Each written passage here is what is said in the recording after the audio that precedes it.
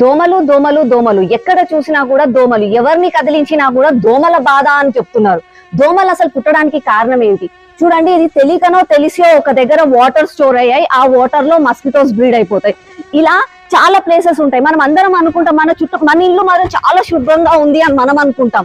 కానీ ఒకసారి చూడండి వేరే ఏరియాలలో గానీ వేరే ఇంట్లలో కూడా ఒకసారి చూడండి. ఇక్కడ చూద్దాము, చూడండి వాళ్ళు ఇక్కడ ఇందులో వాటర్ స్టోర్ అయిపోయాయి. వాళ్ళ ఇగ్నోరెన్స్ లేకపోతే తెలియక ఎందుకో చేశారో గానీ ఇందులో చూడండి ఎంత లార్వా పుట్టిందో.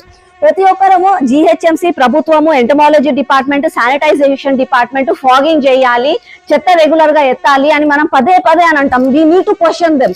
కానీ దాంతో పాటుగా మనం కూడా 100% హెల్ప్ చేయాలి.